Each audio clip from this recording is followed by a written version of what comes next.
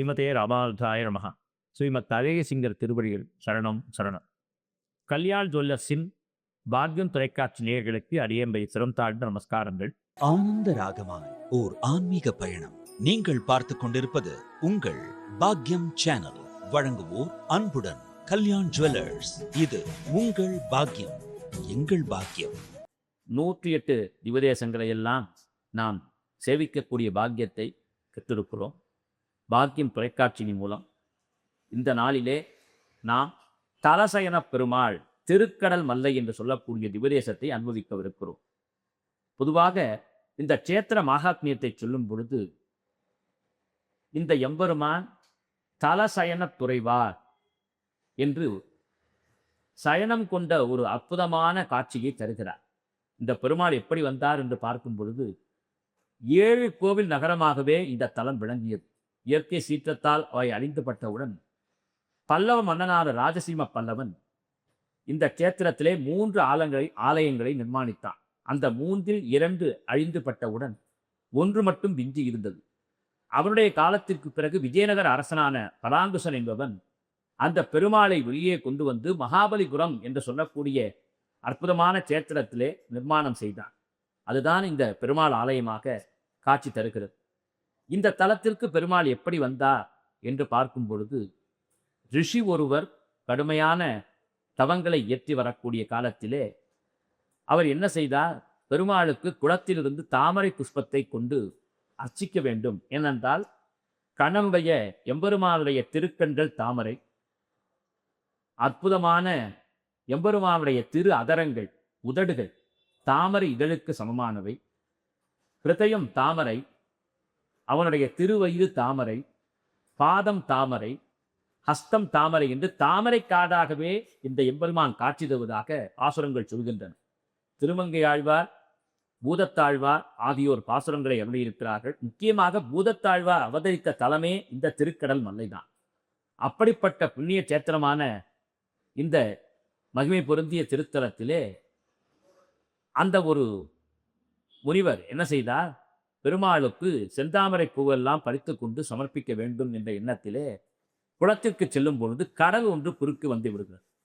அந்த கடல் நீரை 2 கரங்களால் எடுத்து வழி ஏற்படுத்த வேண்டும் என்பதற்காக அந்த கடல் நீரை எல்லாம் வற்றச் செய்வதற்காக தன் கரங்களாலே எடுத்து நீரை வெளியேற்றி கொண்டே இருந்தாராம்.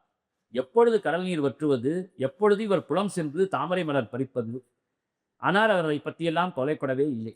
கையிலே ஒரு பூக்கூடையை வைத்திருந்தார். அதில் தாமரை பூக்களும் இருந்தது. அவர் சொன்னானாம், பெருமாளை சென்று அடையும் வரை நீ வாடாமல் இருக்க வேண்டும் என்று சொல்லி கட்டளையிட்டு விட்டு தன்னுடைய பணியை தொடர்ந்து கொண்டே இருந்தார். காலம் சென்றது. ஒரு நேரத்திலே பெருமாள் இந்த முனிவருக்காக முதிய தோற்றத்திலே வந்து, ஐயா எனக்கு பசிக்கிறது, ஏதேனும் தாருமே என்று சொன்னவுடன் இங்கே இருக்கக்கூடியதான பூக்குடையை சற்று வைத்திருங்கள், நான் சென்று வருகிறேன் என்று சொல்லி உணவை எடுத்து வருவதற்காக அவர் சென்றார். திரும்பி வந்து பார்த்தால் முதிய வடிவத்திலே வந்த எம்பெருமான் அந்த மலர்களை எல்லாம் தன் திருமேனியிலே மாலையாக போட்டுக்கொண்டு அந்த கடலிலே எந்த கடல் நீரை இறைத்தாரோ அந்த கடலிலேயே பள்ளி கொண்டான். தலசயன பெருமாள் திருக்கடல் மல்லை ஸ்தல தயன துறைவான் என்று இந்த தலசயன பெருமாளை பற்றி ஆழ்வார்கள் ஆச்சரியமாக பேசுகிறார்கள். அப்படிப்பட்ட கடல் போன்ற அன்பை தயை கொண்ட இந்த எம்பெருமான் மிக உற்சாகமாக பள்ளி கொண்டானான். இந்த பெருமாள் இங்கே பள்ளி கொண்டிருக்கக்கூடிய அழகே அற்புதமாக திருப்பார்கடலிலே அந்த பெருமாள் எப்படி பள்ளி கொண்டாரோ அந்த அழகை சேவிக்க வேண்டுமென்றால் திருக்கடல் மலை வந்து மகாபலிபுர கஷேத்திரமான இங்கே வந்து இந்த பெருமாள் பள்ளி கொண்டிருக்கக்கூடிய அழகை பார்த்தால் பார்க்கடலிலே அவன் பள்ளி கொண்ட ஒரு அற்புதமான காட்சியை நாம் கண்டு ரசிக்கலாம் என்று பெரியோர்கள் அருளுகிறார்கள். எனவே இந்த தலசயனத்து பெருமாளை விசேஷமாக எல்லோரும் கொண்டாடி கிதிக்கிறார்கள். இந்தியாவில் மட்டுமல்ல, ஒட்டுமொத்த பாரத தேசத்தில் மட்டுமல்ல, உற்சவர் கையில் தாமரையோடு இருக்கக்கூடிய ஒரே திருத்தலம் என்றால் அது இந்த திருத்தலம் தான். பொதுவாகவே பெருமாள் பரங்களிலே தாமரை வைத்திருந்தால் அவர் லட்சுமியினுடைய அம்சம் என்று சொல்லுவார். கேட்கக்கூடிய வரங்களெல்லாம் உடனே கிடைத்துவிடும். இந்த உற்சவ பெருமாள் திருக்கடல் மல்லை உற்சவ பெருமாள் கையிலே தாமரை மலை ஏந்தி அருள்பாலிப்பதால் கேட்கும் வரம் நிச்சயமாக கிடைக்கும். குருவாயூரிலே எம்பெருமான் கரத்திலே தாமரை வைத்திருப்பதாக சொல்வது அது 108 இல்லை. ஆனால் 108 திவ்யதேசத்திலே இந்த ஒரு பெருமாள் தான் திருக்கரத்திலே வலது கரத்திலே தாமரையோடு சேவை சாதிக்கிறபடியினாலே நாம் கேட்கக்கூடிய அனைத்து விதமான வேலை வாய்ப்புகளோ செல்வ வளங்களோ வீட்டிற்கு தேவையான அத்துணை நன்மைகளையும் அருளக்கூடிய பெருமாளாக சேவை சாதிக்கிறார். பூதத்தாழ்வார் இந்த திருக்கடல் மல்லையில்தான் திரு அவதாரம் செய்தார். அப்படிப்பட்ட உப்பாரும் இக்காரும் இல்லாத இந்த திருத்தலத்தை மகாபலிபுரம் என்று சொல்லக்கூடிய மாமல்லபுரம் கேத்திரத்தை நாம் சென்று தரிசிக்கும் பொழுது நமது எண்ணங்கள் நிறைவேறிவிடும்.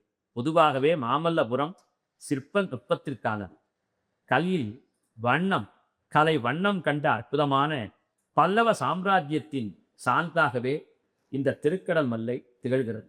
மகாபலிபுரத்திலே பார்க்கும் இடமெல்லாம் கல் கூட கலைநயத்தோடு பேசக்கூடிய அழகிலே இருக்கும் என்பார்கள். அற்புதமான சிலை வடிப்பாளர்கள் எல்லாம் இங்கே விளங்குகிறார்கள். எனவே இந்த திருக்கடல் மல்லைக்கு யாரெல்லாம் வர வேண்டும், மகாபலிபுர பெருமாளை யாரெல்லாம் சேவிக்க வேண்டும் என்றால் மீனவ பெருமக்கள் சேவிக்க வேண்டும். மீன்பிடி தொழிலை மேற்கொள்ளக்கூடியவர்கள் இந்த பெருமாளை சேவித்தால் கண்டிப்பாக பெருமாள் அவர்களுக்கு அற்புதமான வாழ்வை தருவான். கடலிலே பயணம் செய்யக்கூடியவர்கள், கப்பலை ஓட்டக்கூடிய மாலுமிகள், கப்பலையே அடிக்கடி பயணம் மேற்கொள்ளக்கூடியவர்கள், கடலிலே தங்கள் பணிகளை அமைத்துக் கொண்டவர்கள் எல்லாம் இந்த பெருமாளை சேவிக்க வேண்டும். முக்கியமாக இந்த பெருமாளை சேவித்தோமேயானால் இயற்கை சீற்றங்கள் நம்மை அண்டாது, நம் நகரத்திற்குள் வராது என்று ஒரு சொலவடை உண்டு. அப்படியே பெரிதாக வந்தாலும் அந்த வெள்ளமாக வந்து நம்மை தாக்காமல் இந்த பெருமாள் காப்பார் என்று சொல்லப்பட்டுள்ளது. ஏற்கனவே நாம் அறிந்திருக்கிறோம், பிரம்மா நடத்திய யாகத்தை சரஸ்வதி தடுத்த பொழுது இதோத்தகாரியாக பெருமாள் அற்புதமாக பள்ளி கொண்டு அந்த வேகவதியை வேகத்தை தடுத்தார். அதே எம்பெருமான் தான் இன்றும் தலசயன நாயகனாக, தலசயன குறைவானாக ஒரு அற்புதமாக பள்ளி கொண்ட திருமேனியாக காட்சி தருகிறான். எனவே இந்த பெருமாளை நாம் இருகரம் கொண்டு துதித்தால் துன்பங்கள் பறந்தோடிவிடும். அதற்கு சான்றாக இந்த எம்பெருமான் திருக்கடல் மல்லை திருத்தலத்திலே அருளை பொழிகிறான். அந்த அருளை பெற நாமும் திருக்கடமல்லை திருத்தலம் சென்று எம்பெருமானும் பாதம் தொழுவோமா. ஆனந்த ராகமாய் ஓர் ஆன்மீக பயணம். நீங்கள் பார்த்து கொண்டிருப்பது உங்கள் பாக்யம் சேனல். இது உங்கள் பாக்யம், எங்கள் பாக்கியம். வழங்குவோர் அன்புடன் கல்யாண் ஜுவல்லர்ஸ்.